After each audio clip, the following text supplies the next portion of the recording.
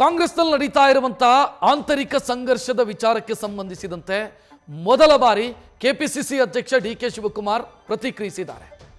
ಸಿದ್ದರಾಮಯ್ಯ ಅವರು ಎಲ್ಲ ಚುನಾವಣೆಗೂ ಕೂಡ ಬೇಕು. ಕಾಂಗ್ರೆಸ್ ಪಕ್ಷ ಅವರಿಗೆ 2 ಬಾರಿ ಸಿಎಂ ಸ್ಥಾನ ಕೊಟ್ಟಿದೆ. ಅವರ ಹೆಸರನ್ನು ದುರ್ಬಳಕೆ ಮಾಡಿಕೊಳ್ಳುವಂತ ಅವಶ್ಯಕತೆ ಇಲ್ಲ. ನಮ್ಮ ಪಕ್ಷದಲ್ಲಿ ಗೊಂದಲ ಇಲ್ಲ, ಯಾವ ಹೇಳಿಕೆಯೂ ಕೂಡ ಇಲ್ಲ. ಹೈಕಮಾಂಡ್ ಎಲ್ಲವನ್ನ ಕೂಡ ಗಮನಿಸ್ತಾ ಇದೆ ಅಂತ ಡಿಸಿಎಂ ಡಿ.ಕೆ. ಶಿವಕುಮಾರ್ ಮಾತನಾಡಿದ್ದಾರೆ.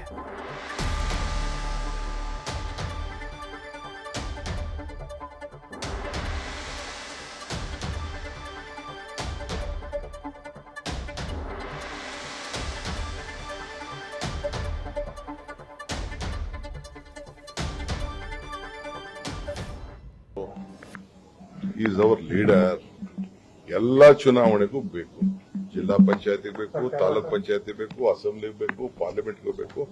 Is our leader. Congress party ಅವ್ರಿಗೆ 2 ಬಾರಿ ಮುಖ್ಯಮಂತ್ರಿ ಕೊಟ್ಟಿದೆ. ಅವ್ರಿಗೇನ್ ದಿನ ಬೆಳಗ್ಗೆ ಸಾಯಂಕಾಲ ಅವ್ರ ಸುದ್ದಿ ಎತ್ಕೊಂಡು ಅವ್ರ ಹೆಸರನ್ನ ದುರ್ಬಳಕೆ ಮಾಡ್ಕೊಳ್ಳೋದು ಯಾರು ಅವಶ್ಯಕತೆನೂ ಇಲ್ಲ. Is our leader, no doubt, unquestioned leader of the Congress party. ಏನಿಲ್ಲ, ಯಾವ ಗೊಂದಲನೂ ಇಲ್ಲ, ಏನಿಲ್ಲ. ಕಾಂಗ್ರೆಸ್ ಪಾರ್ಟಿ ಪ್ರತಿದಿನ ಗಮನಿಸ್ತಾ ಇದೆ.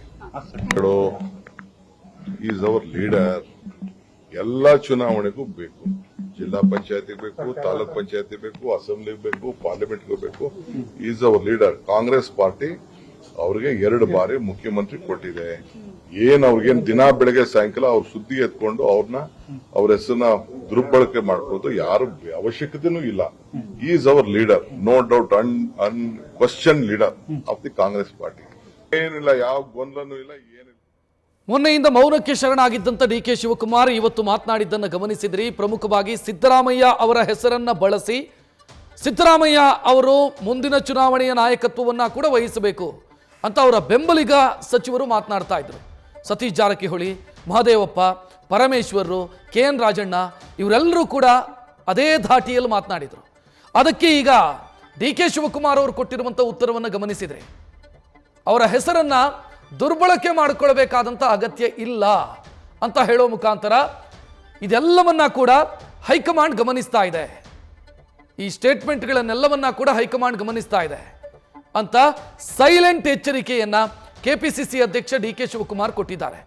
ಮೊನ್ನೆಯಿಂದ ಕಾಂಗ್ರೆಸ್ನಲ್ಲಿ ಏನು ಬೆಳವಣಿಗೆಗಳಾಗ್ತಾ ಇದೆ, ಓಪನ್ ಆಗಿ ಮಾತನಾಡ್ತಾ ಇದ್ದಾರೆ. ಅದರಲ್ಲೂ 4 ಮಂದಿ ಸಚಿವರು ಸಿದ್ದರಾಮಯ್ಯ ಅವರ ನಾಯಕತ್ವ ಮುಂದಿನ ಎಲೆಕ್ಷನ್ಗೂ ಇರಬೇಕು ಅಂತ, ಸಿದ್ದರಾಮಯ್ಯ ಅವರು ಪೂರ್ಣಾವಧಿಗೆ ಮುಖ್ಯಮಂತ್ರಿ ಆಗಿರ್ತಾರೆ, ಈ ಅವಧಿ ಅವರು ಕಂಪ್ಲೀಟ್ ಮಾಡ್ತಾರೆ ಅಂತ, ಮುಂದೆ 10 ವರ್ಷ ಮುಖ್ಯಮಂತ್ರಿ ಆಗಿರ್ತಾರೆ ಅಂತ ಎಂ.ಬಿ. ಪಾಟೀಲು, ಈ ರೀತಿ ಹೇಳಿಕೆಗಳ ಮೇಲೆ ಹೇಳಿಕೆಗಳು ಬರ್ತಾನೆ ಇತ್ತು.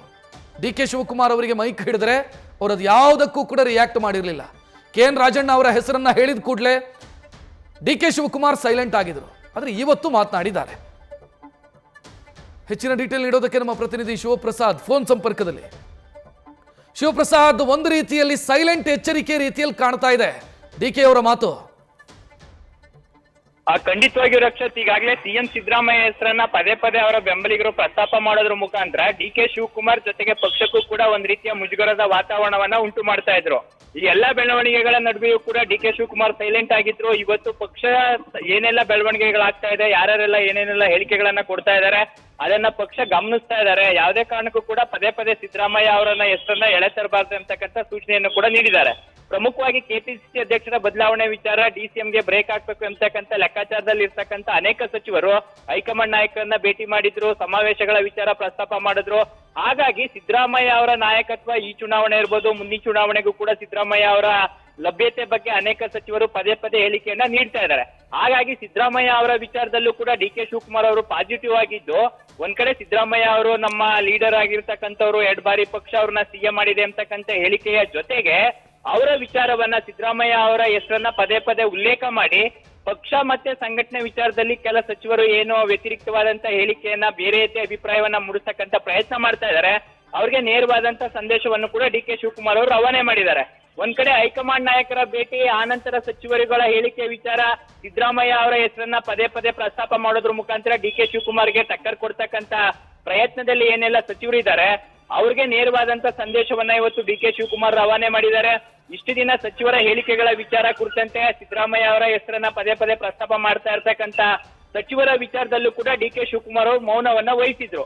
ಯಾವಾಗ ಮುಂದಿನ ಚುನಾವಣೆಗೂ ಕೂಡ ಸಿದ್ದರಾಮಯ್ಯ ಅವರು ಇರಬೇಕು, ಅವರ ಲಭ್ಯತೆ ಇರಬೇಕು, ಜೊತೆಗೆ ಅವಧಿ ಪೂರ್ಣಗೊಳಿಸಬೇಕು ಅಂತಕ್ಕಂಥ ಹೇಳಿಕೆಯನ್ನ ಪದೇ ಪದೇ ಸಚಿವರು ಸಿದ್ದರಾಮಯ್ಯ ಹೆಸರನ್ನ ಪ್ರಸ್ತಾಪ ಮಾಡೋದ್ರ ಮುಖಾಂತರ ಅಡ್ವಾಂಟೇಜ್ ತೆಗೆದುಕೊಳ್ತಾ ಇದ್ದಾರೋ, ಇವತ್ತು ಡಿ ಕೆ ಶಿವಕುಮಾರ್ ಅವರು ನೇರವಾದಂತ ಸಂದೇಶವನ್ನ, ಎಚ್ಚರಿಕೆಯ ಸೂಚನೆಯನ್ನು ಕೂಡ ಸಚಿವರಿಗೆ ನೀಡಿದ್ದಾರೆ. ಈ ರೀತಿಯ ಸಂಘಟನೆ ಮೇಲೆ ಪರಿಣಾಮ ಬೀರೋದು ಬೇಡ, ಪದೇ ಪದೇ ಸಿದ್ದರಾಮಯ್ಯ ಅವರ ಹೆಸರನ್ನ ಬಳಕೆ ಮಾಡೋದ್ರ ಮುಖಾಂತರ ಅಡ್ವಾಂಟೇಜ್ ಪಾಲಿಟಿಕ್ಸ್ ಮಾಡಬಾರ್ದು ಅಂತಕ್ಕಂಥ ಸೂಚನೆಯನ್ನ ಖುದ್ದು ಕೆಪಿಸಿಸಿ ಅಧ್ಯಕ್ಷ ಡಿ ಕೆ ಶಿವಕುಮಾರ್ ಅವರು ತಮ್ಮದೇ ಸಚಿವ ಸಂಪುಟದ ಸಹೋದ್ಯೋಗಿಗಳಿಗೆ ನೀಡಿರ್ತಕ್ಕಂಥದ್ದು. ವಿಜಯ್, ನ್ಯೂಸ್ ಫಸ್ಟ್ ನಿರ್ಭೀತಿಯಿಂದ ನಿಮ್ಮ ಪರವಾಗಿ.